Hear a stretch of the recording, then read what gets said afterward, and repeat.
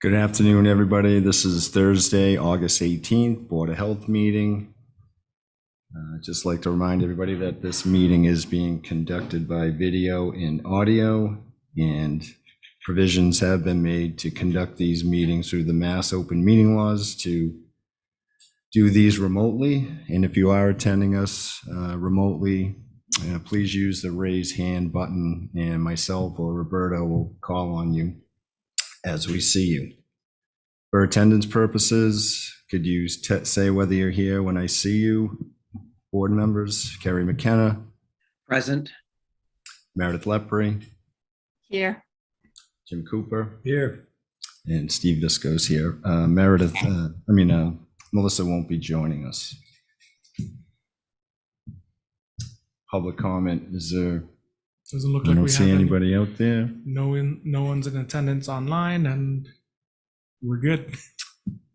Okay, review of the minutes for July 21st. Any additions or corrections that anybody would like to make? No? Yeah. I get a motion to approve then. I'll make that motion. I second that motion. Okay, all in favor? Kerry McKenna, Yes. Meredith Lepre. I wasn't at that meeting. I didn't get the NCT TV link for it, so. Okay, Yeah, so abstain. yeah. Jim Cooper Yes. and Steve Visco says yes. So the minutes of July 21st are approved. Variance request, 53 South Shore Road. Yes, so this is a variance request for a shared septic system. One property is going to be 16,000 square feet, but it's going to have 2 bedrooms on it. The other property is going to be 64,000 square feet, but it's going to have 6 bedrooms on it. The variance is for the bedroom count, to my knowledge. Correct me if I'm wrong on any of this. Jeff Blackwell was supposed to be here, but it doesn't look like he's online or he's not here. But it seems like a pretty straightforward request. It's a covenant lot that's being created, and sewer is supposed to be out there within the next year or two. So it is a relative temporary measure. The only suggestion that we have is that Regulation 69 usually would give them 2 years to connect a sewer. We're requesting that the board would give them the 6 months as if this was an IA because of the undersized lot, non-conforming. Right. But that's really it. Yeah, and I know the stubs have already been brought over to the property lines during, before the summer. Yeah. Anybody have any questions on that? Carrie, is it combined, the 2 lots together, is that conforming? Yes. Okay. Yes, combined together, the 2 lots are 80,000 square feet total. Jeff, I just saw Jeff log in. He's here if you have any questions specifically. But yes, combined, this is a fully conforming system. Okay, thank you. Mary? Meredith? So it's that the one of is it the smaller lot is going to have 2 bedrooms and should only have 1? I just want to make sure I understand this. Yes, and Jeff, correct me if I'm wrong on any of this. The smaller lot is 16,000 square feet, but it's going to have 2 bedrooms on it. Oh, Jeff, you're muted. Thank you. Jeff Blackwell for Chuck and Maria Davis and Sean, their son. The septic system capacity is for 8 bedrooms, and the breakdown between the 2 structures is two bedrooms in the cottage that Sean will acquire, and 6 bedrooms in the house. So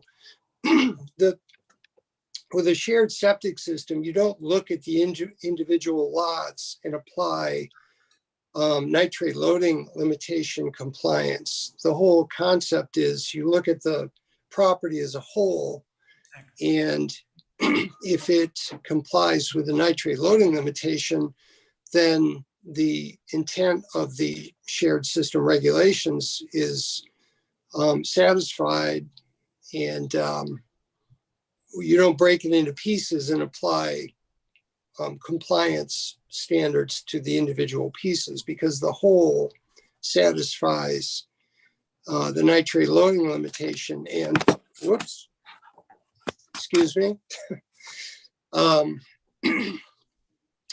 There's no application here to increase flows or anything else. There will be a limited amount of time that these two structures will share the septic system, as they have for years, because the town sewer will be available in 1 to 3 years. I don't have a specific date on that. And the Board of Health regulations will apply the 6-month connection standard. So this is a short-term shared system that complies in all ways. One clarification I did want to make is this is not a variance situation. Title V has different categories of shared septic systems, and this particular situation with 2 existing structures on a single lot is the category that does not require a variance for approval by the Board of Health. So, the project is with your acceptance and future signing of the Title V document and covenant, it meets all the standards and is fully anticipated within Title V as a non-variance situation. Yes, that's absolutely correct. That's my mistake on the agenda. This is just requires the approval of the Board of Health. It's not an actual variance. No, that's absolutely correct. I just have one question. When sewer does become available, how do they treat those two pieces of property? They're individual properties. Each property owner has to pay for their own connection. So they will have to, Correct. all right, okay.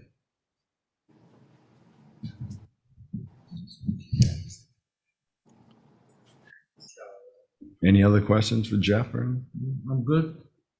I don't have any questions. Kerry, you good? Yep, I'm here. No questions. Okay.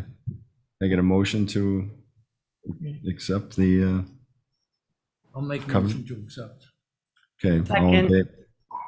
All in favor by roll call. Kerry McKenna, Yes. Meredith Lepre, Yes. Jim Cooper, Yes. and Steve Visco says yes. Thanks, Jeff. Thanks very much. Thank you, Chuck. Okay, Sustainable Nantucket Farmers Market.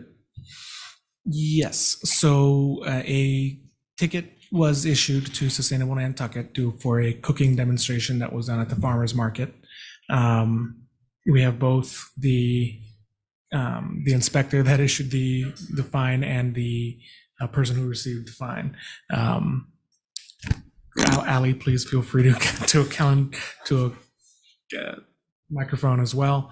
And then I'll let Kathy give a quick background of what happened. Thank you, through you, Mr. Chair. So I suppose you guys don't get this too often, so I'll provide some background information. And I also wanted to provide a couple definitions for the farmers market as it relates to the food code and the food protection programs, policies, procedures, and regulations.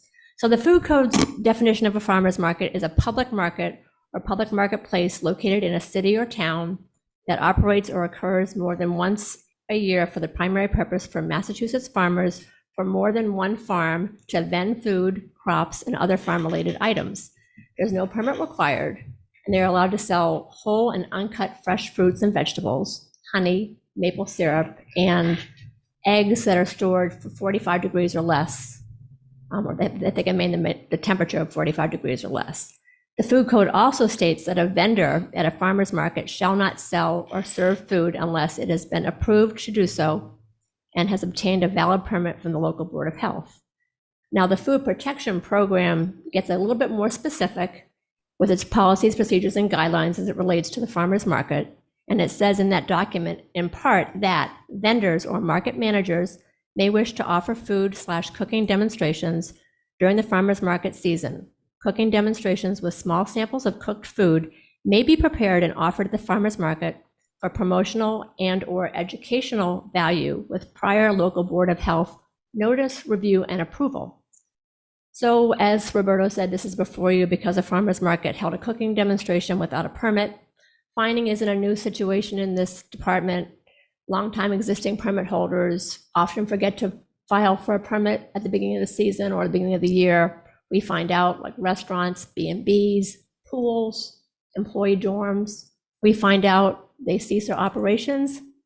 They come into the department and they provide the necessary paperwork, and then they pay the fine. The same thing can happen with temporary food permits for events. Just as recently as the wine festival, where we had 7 restaurants that didn't have permits through the wine festival. The wine festival paid $2,600 in fines. So the fine for operating a permit is listed on the fee schedule. It's on the town's website on the health department's page. A temporary food permit would have been required for this event, and the cost would have been $50, so hence 4 times the fee, $200. So on Saturday, July 23rd, the cooking demonstration was held. We found out about it on Monday, the 25th. I sent out a letter, and I attached that information about the policies, procedures, and guidelines through the Food Protection Program with the letter highlighting what I just mentioned to you all. So Sustainable Nantucket has been permitted through the Health Department for several years.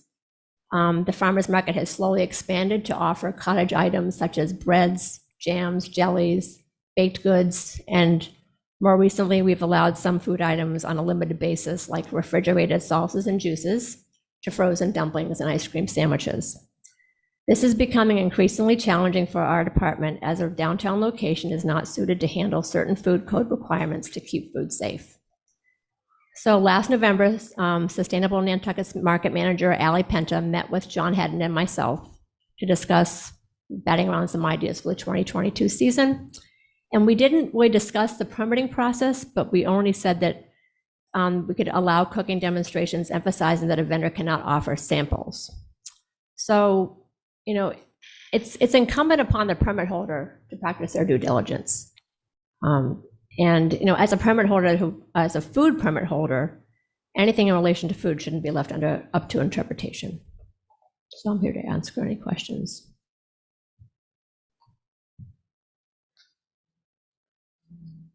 Hi there. May I? Yep, go ahead. Allie Penta, Market Manager of Sustainable Nantucket's Farmers and Artisans Market. Just reiterating a lot of what Kathy mentioned, we did have a meeting in November of last season in advance of this season to try to get a really good understanding of what was allowed, what's not allowed in the eyes of the health department. This is my 3rd season managing the market, and I've tried to be really proactive with those meetings, with learning and navigating the town's guidance on what's allowed and how we can have a successful market for the community to benefit from. And in that meeting, we did talk specifically about cooking demonstrations, and the final answer that I got was if samples were not being offered, then the guidance for the approval of the health department did not apply, which is why I did not seek permit approval, because we didn't have the means to even offer samples. That wasn't something we were interested in doing. It was more to show people how to use their carrot tops and things like that that would normally be considered food waste. So our interest wasn't necessarily sharing that food, just educating folks on what they could do with the food that would otherwise be thrown away. Moving forward, I definitely plan on working more with Kathy on things that should be allowed, aren't allowed, what I need guidance on. But for the sake of this violation, we're just requesting a waiver of the $200 to kind of just offer it more as a warning, and keep communication open as the season goes on.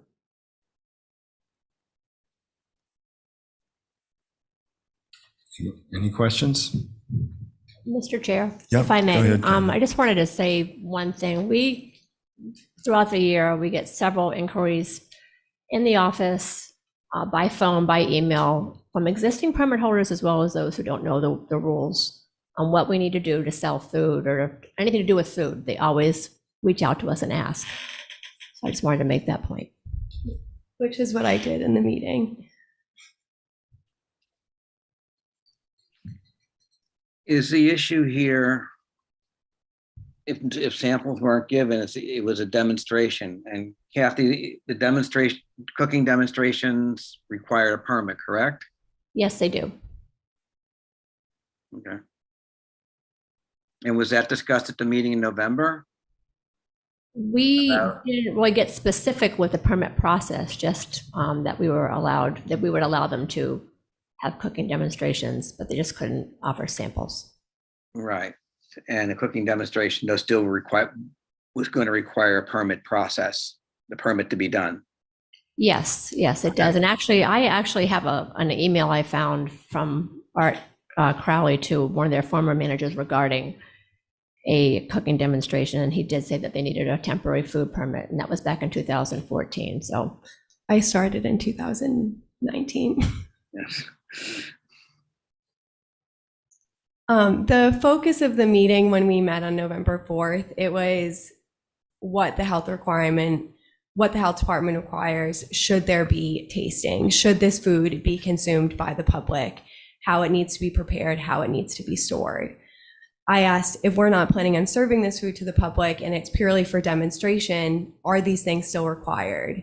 And the health department's response to that was no, they're not.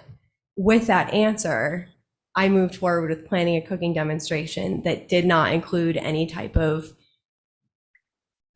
sampling to the public, because it had been communicated by members of the health department that if the food was to not be consumed, that the permitting would not be required.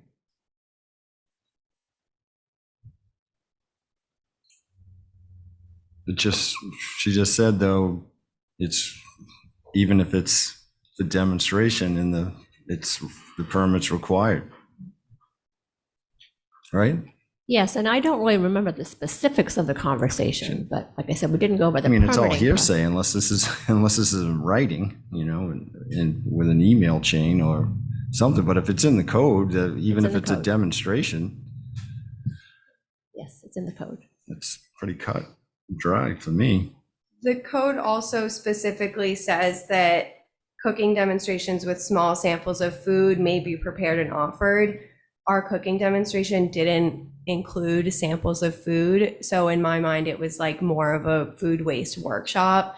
It was how to prep food that would otherwise be thrown away. It wasn't being shared to the community. It wasn't being offered to the public. Well, let's forget the offering to the public. Is the permit required just to even do the demonstration?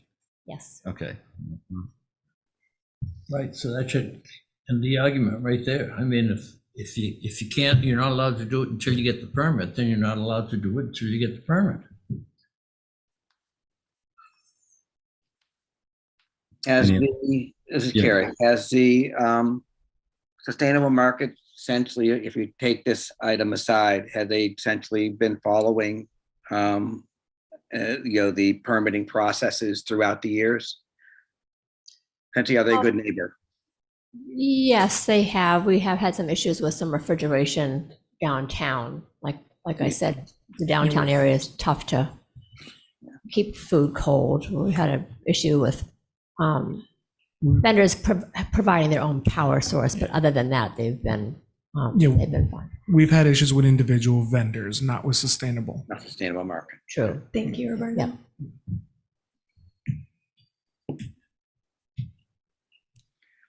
Is there a way to say to pay the permit now and reduce the fine? Essentially, essentially pay for the permit that already occurred. Could you repeat that, please? Is there, rather than a $200 fine, is there a way that they can pay the $50 permit now? And again, I'm asking because I'm ignorant of all the precedents prior. So this is an ignorant question. Wow. In the 7 years I've been here, this is only the second food appeal that I can remember. And the other one was 7 C Street Inn for preparing food without a permit for food consumption. The difference here is we had issued fines to C Street Inn many times before. It was a repeat offense. This is from my recollection, this is the first food appeal that comes after the first violation. And the setting the fine, the price is up to the board. It's entirely up to the board because this is one of our own fee schedules. It's the 4 times the fee is set by the board. Thank you. Meredith?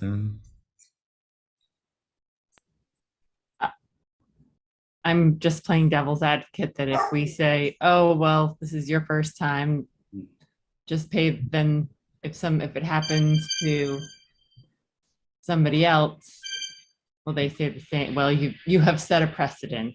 I'm just playing devil's advocate here. It's entirely up to the board. You do it for one, you're setting yourself up to do it for everybody.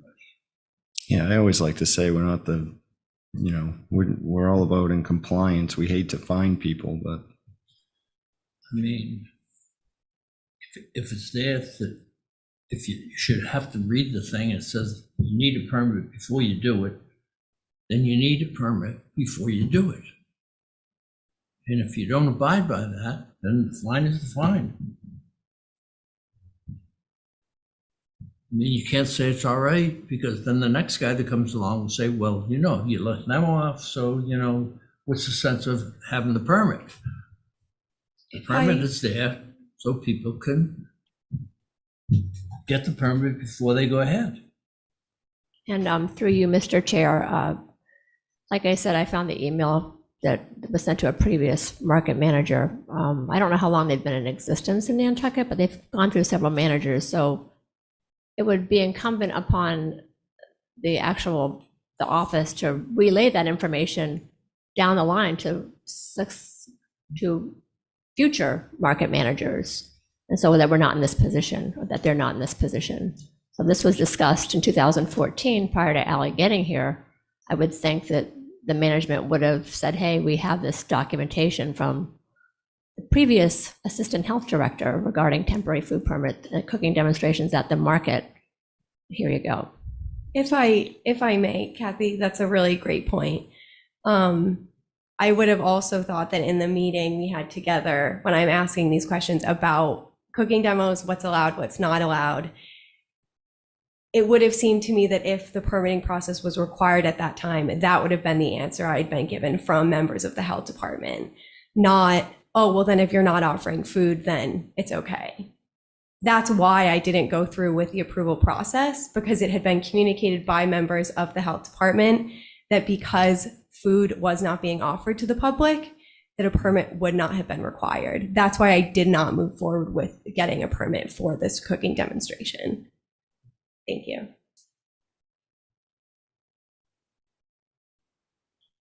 Are you saying that someone from the health department told you that what you were doing was all right, you didn't have to have a permit? Who told you that?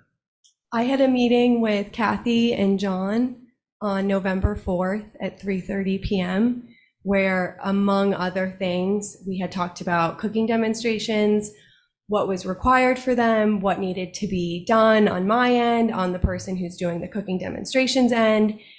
And we were talking about all of these levels of food safety. And I asked, well, if none of this food is going to be consumed by the public, then is this required? Mm-hmm. And the answer was no, it's not. So at that point, at the end of last season, in anticipation of this season, I did not submit an approval for this permit, because based off of my conversation with the health department on November 4th, and the answer that they gave me that if the food was not to be consumed by the public, we would not be under that requirement, which is why I didn't submit a permit for this event. Had I known that it would have been, had it been communicated in that meeting, even if you're not serving food, this is still a requirement. Absolutely, I've done everything in the 3 years since I've been managing this market to work in accordance with the state and town regulations. Okay, well, it's hard for me to listen to you here speaking for two other people of what they said.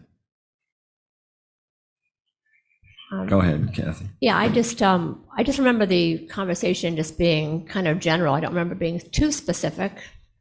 It's a food permit, it's a food vendor, so it does require a permit. I don't remember getting too specific on the permitting process at that meeting. It was just batting around ideas. Well, my question is there anything in the permit process that they read that in any way they could mistake for something, meaning another thing? If it says, if the thing says you need a permit to do what they want to do, that should be the end of it right there. The food code states that you need a permit, and it's incumbent upon the permit holders to know the food code. John? Go ahead, Jim. I can't recall what was said at the meeting, so I apologize for that. I mean, I know we covered a lot of things. Unfortunately, there is,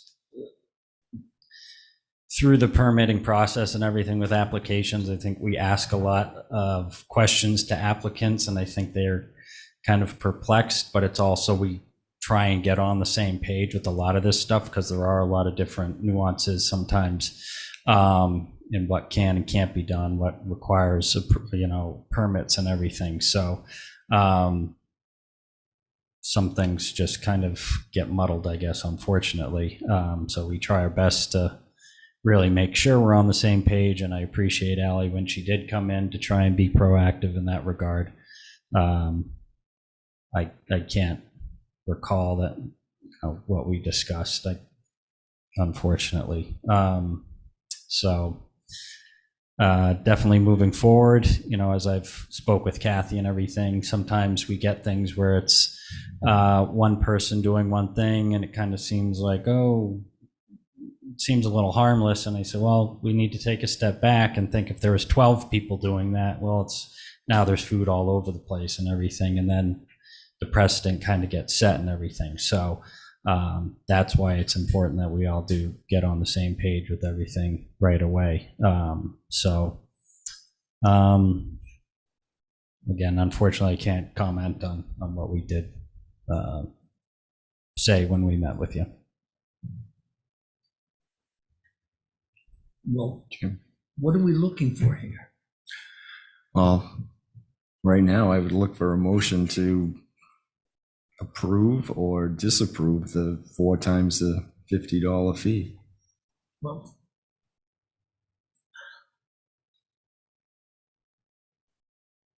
and you say that someone told you that you didn't have to have a permit. If the food at the cooking demonstration was to not be consumed by the public, it was told to me that the permit would not be required. Let me ask you something. Does it say that in the permit?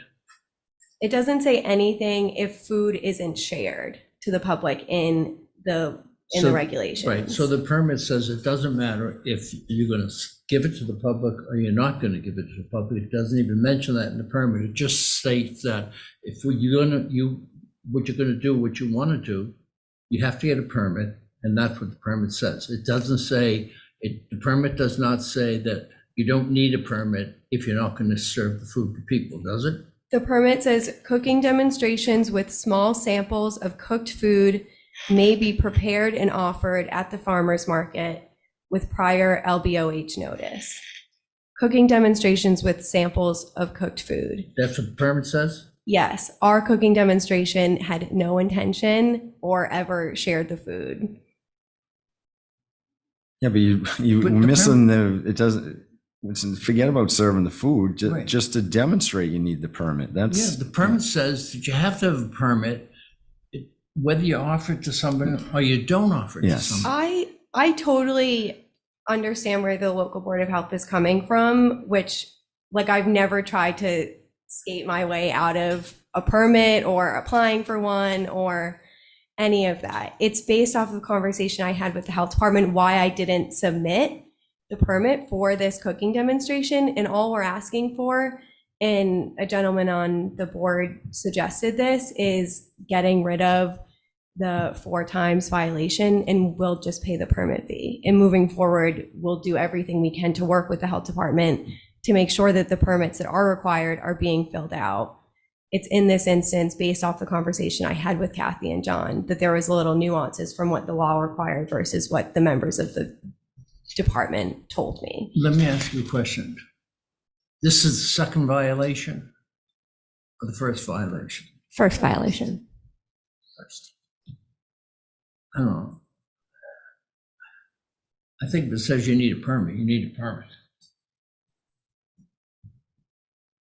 I don't know about the rest of the board, but All right, well, I think we've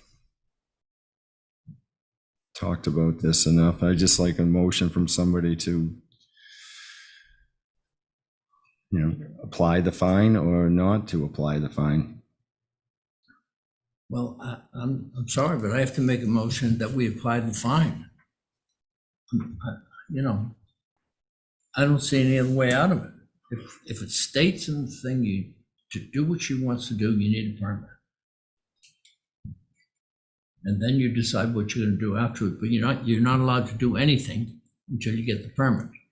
Is that Mr. right? Chair, if I may, excuse me, when you go on the mass.gov website and you type in farmers market in the search box, there's only a few documents, and one of them is the food protection programs, policies, procedures, and guidelines, and that's what I read to you earlier regarding cooking demonstrations. Okay, well, the motion is out there to apply the 4 times the fee, which would be $200. Can I get a second? Second.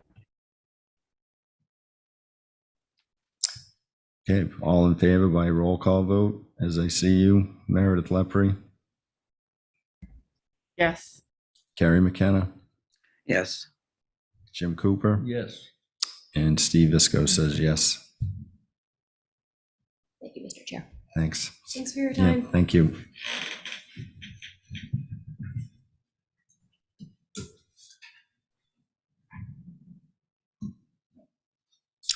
Okay, next we have 8 Caroline Way, no O&M.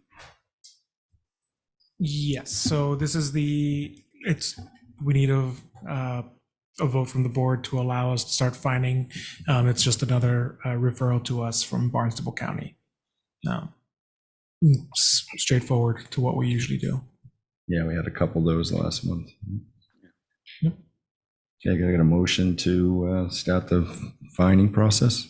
I'll make a motion. Second motion. Okay, all in favor? Carrie McKenna, Yes. Meredith Lepre, Yes. Jim Cooper, Yes. and Steve Visco says yes. Okay, 55 Essex Road, partial condemnation. Yes, so this is a basement apartment, an illegal basement apartment that had some pretty significant flooding that ended up happening. And in the process, they're already tearing things up, they're already ripping things out, but it is uninhabitable. So the declaration of condemnation for that basement apartment was already done. We need a ratification from the board.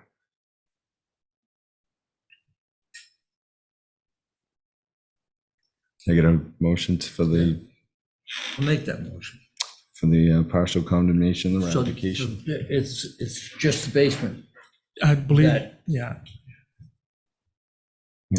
Yeah, so it's just the basement of Unit A, I believe, of 55 Essex, as well as one room in the basement, which was being used as a bedroom, but doesn't have proper means of egress, so Right. it can't be a bedroom. So also that room, it was condemned by us. But yeah, there was significant flooding.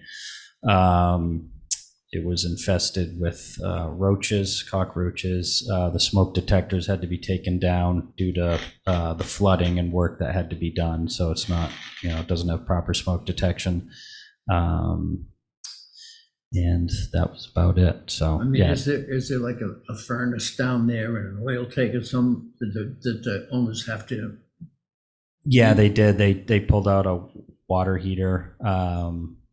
Yeah, I mean, it's kind of It's kind of a not construction interrupting zone right now. The people upstairs to run what they need with heat and or everything? Yeah, they're okay upstairs. They're okay. Yeah.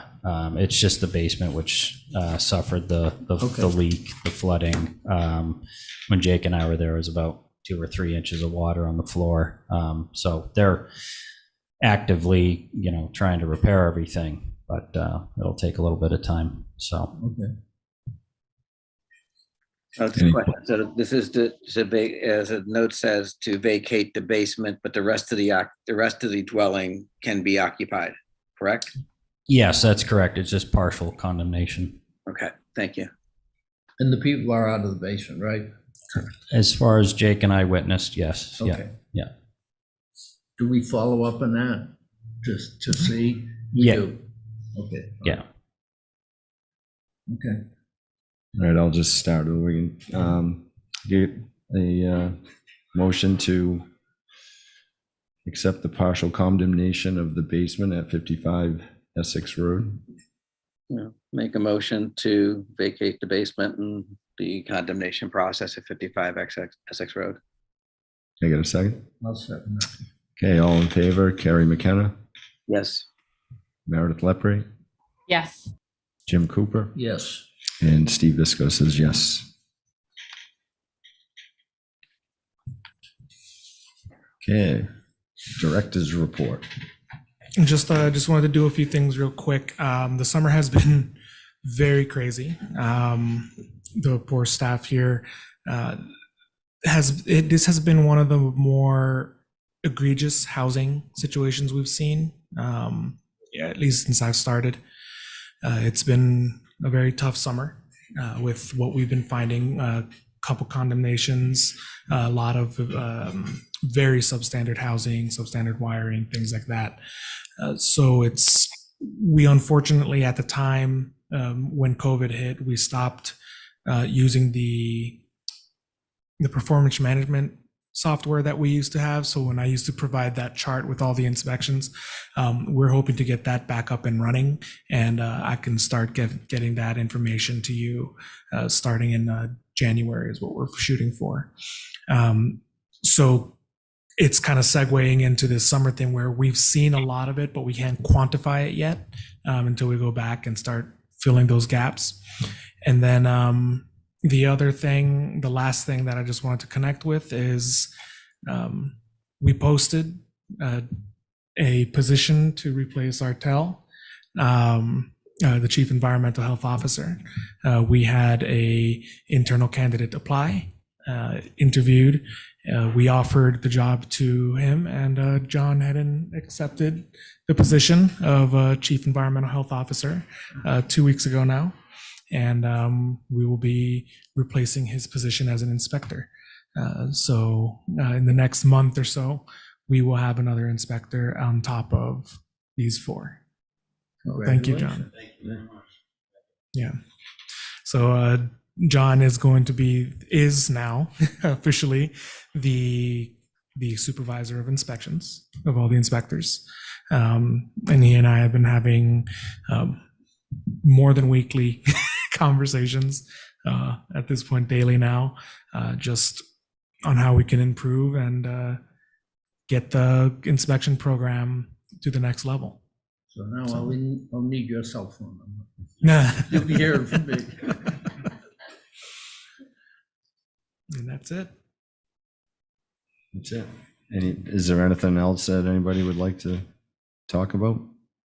Yeah, Carrie here. And this is not for this meeting, but I guess as I've been looking through various documents from the last several years, would it be possible for future meetings for Roberto or people he designates to give updates on the 5-year plan, with all the other issues that the Board of Health has responsibility for. So like I have it up here, like behavioral health, women and children's health, access to healthcare, housing. I'd like to kind of know more what's going on in those areas as we go through. And the plan was done in 17, so 5-year plan would be, this is 2022, so that's 5 years. I know COVID really threw a wrench in everything, so this is not a condemnation or anything. It's just that I'd like to know where we're going in the future with all the other issues that are before the Board of Health. Absolutely.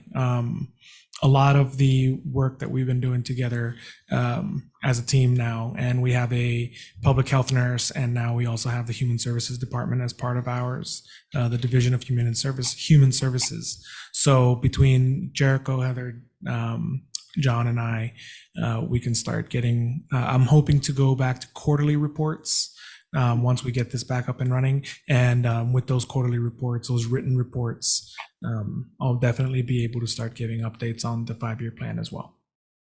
Okay, thank you. Good. Meredith?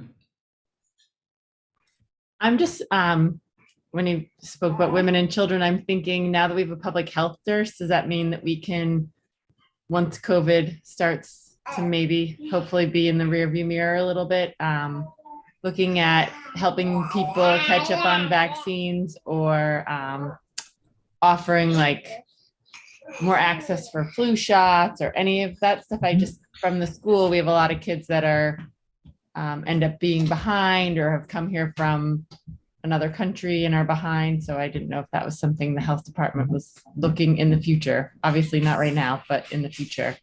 Absolutely, that is the intention. So we have already signed up with the MCVP, the Massachusetts something vaccination program, community vaccination program. We've already signed up for MCVP, which will provide state-funded free vaccinations. So once the state has also come out from under the rock of COVID, they'll be providing us with MMR, flu. Right now we've already picked up on the tuberculosis direct observation treatment. Heather is already doing that. Well visits, things like that. Our per diem nurse, Keziah Duarte, she's also going to be working with the new teen nonprofit at Our House with Pauline Proch and Mike Kozort. And she's going to be doing some office hours out there to provide some teen health care and information. So we're starting to really kind of get back out there and grow this community health side. As far as the women and children's program goes too, we signed a contract with the VNA, and the VNA is doing at-home visits wellness visits for newborn infants and the mothers. And they're providing everything from the baby boxes to lactation counseling, things like that, and some formula. And we have been able to fund a portion of that through a grant that we applied and got a few months ago. So we're getting some good progress on that front, and we're hoping to grow it. Thank you. Good. Anything else? I'm good. Good. Motion to adjourn then? Motion to adjourn. Yeah. Can I get a second? Second. Okay, all in favor? Carrie McKenna, Yes. Meredith Leffery, Yes. Jim Cooper, Yes. and Steve Visco says yes. Okay, thanks for everybody. Thank you. Thank you. Thank you.